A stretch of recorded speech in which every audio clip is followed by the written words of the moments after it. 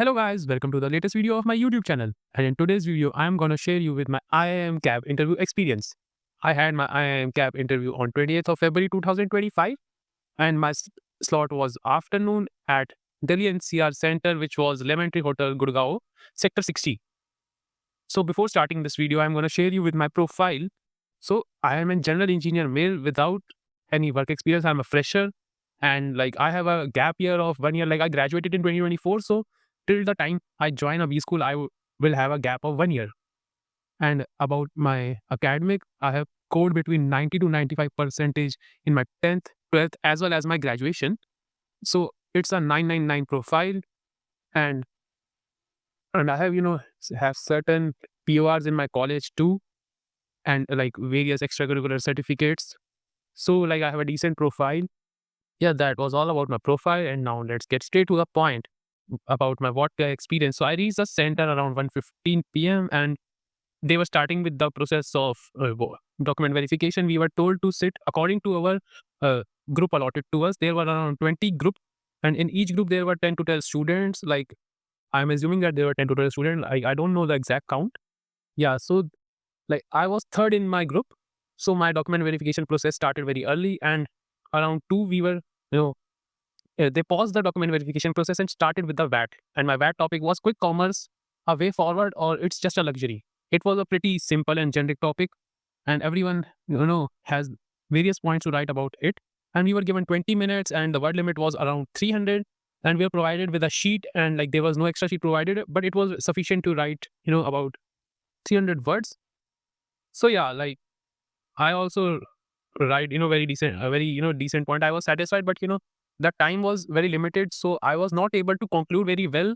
If I would have, gotten 2 or 3 minutes more, I would have probably concluded the topic, better. But yeah, like I was satisfied with my points. So when the award over, there were some students left for document verification. So they started the document verification process again. And in the meanwhile, we were sent to that other building, which was of Red Fox Hotel. Like they were, Lemon Tree and Red Fox were side by side. So we were then sent to Red Fox Hotel, floor number 7 for our PI process. I was sent very early because I was third in my group. So like once I reached the Red Fox Hotel, 7th floor, they have converted the hotel rooms into, the PI rooms after shifting the beds to one side and like, having chairs and table in the hotel room. So my turn for the PI came around 4 o'clock, and there were two male panelists in my PI process. And first they asked me to introduce myself, and then they asked me like, you are an IT engineer, so why are you, keen in pursuing an MBA degree? So I told them that I have, I am interested in the field of marketing and my internship in the same field. So like I told some, fair share of reasons that I have in pursuing an MBA degree. Then they asked me about my what topic, like was I in the favor of quick commerce? Like I feel that like it's a way forward, or like it's a luxury. So I told them that, you know, like it's very, like I wanted to have a neutral stance in my what. So I wrote about, the positives of quick commerce as well as some, problems and challenges in quick commerce. So I told them that quick commerce is very beneficial in the case of emergency. Like we have seen various cases in which like they delivered something last minute, and people were late for their meeting or students were late for their exam, but in the last minute they delivered, printouts of important documents like admit card. So yeah, it's like very essential, especially in the case of emergency. Also, like I told about the new development that Blinkit is delivering ambulance in 10 minutes.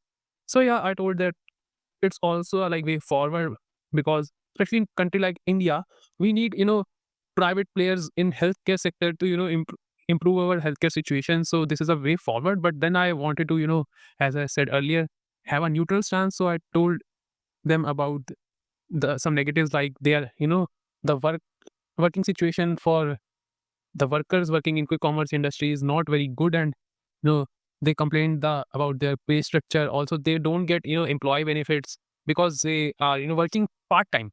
Also, like I told about some dark patterns which these quick commerce industry, quick commerce, companies do have there in their app. Like I told about the case of Zepto, like they have dynamic pricing as well as like they charge according to the purchasing power of, users. So then the other panelist, which was silent till then, asked me about like, tell me more about these dark patterns and how they, guess the purchasing power and the income levels of the users. And like he started grilling me about this when I told them about the dark patterns. Like I said that if you purchase, if you're using a high-end phone like an iPhone, maybe a flagship phone from Samsung or OnePlus, they will charge you more. And if you are using maybe a MI, Vivo, Oppo, then they will charge you less. So then the second panelist counter questioned me that if, for example, a daily wage worker purchases an iPhone on an EMI, like we have seen various examples on internet also, then like these companies are getting the wrong data, and like how they are then calculating the purchasing power and the income level of the users. Then I told him that like it's not just one parameter that which phone they are using, but there are variety of parameters these company look into while having the dynamic pricing. So, like I told the factors like your address from which you are ordering, like the locality which you are living, then the frequency of your orders, the type of things you order from these platforms, the phone you have, etc., etc. Then he asked me about what is dynamic pricing. So I told him about dynamic pricing. After which, like then they started asking me questions about marketing because I told that I want to do my MBA in marketing specialization. And like I also told them about my internship in the field of marketing.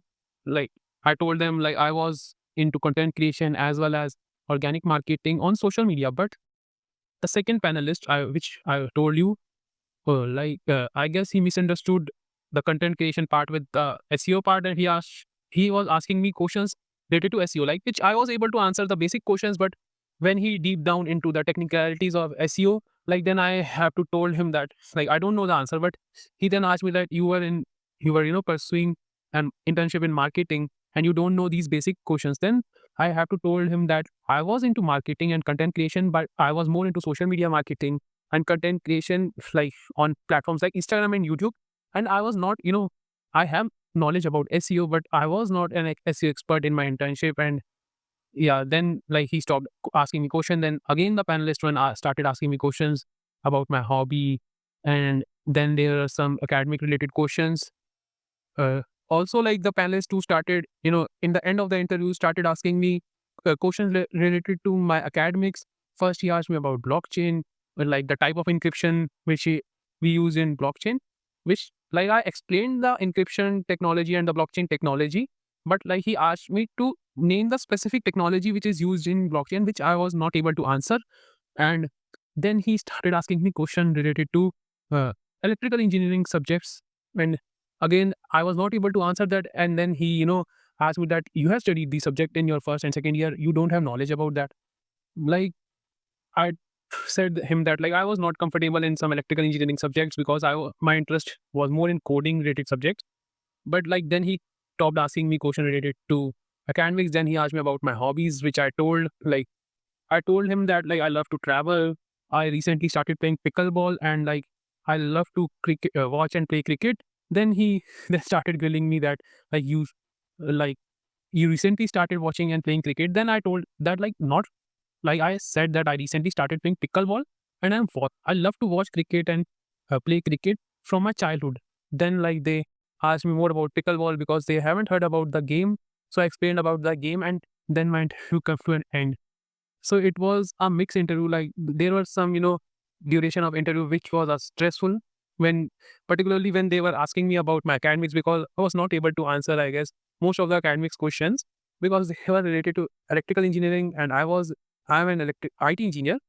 So yeah, that was some stressful questions. And the second panelist, the first panelist was good and like asking decent questions and we were having a good conversation. But the second panelist, tried to make it a stressful, interview. But I guess at the end of interview, it was, pretty decent one. I would rate it around 7 or 8 out of 10. And I'm hoping that, I get uh, good cap colleges like IIM Udaipur and Trichy. So yeah, like I'm hoping for the best. And if you have an interview in upcoming days for IIM cap, then it would be very helpful. And if your friends have IIM cap interview in upcoming days, please share this video and also like share your experience in the comment section and subscribe to my channel because I have few other interviews left in upcoming days. I have MDI Gurgaon, IIM Raipur, and IIFT Delhi. Also, like I am hoping that I will get a call from IIM Visakhapatnam also. So yeah, I would have, I will have 4 interviews left in my interview season. So yeah, please subscribe to my channel and share your experience in the comment section. And thank you for watching.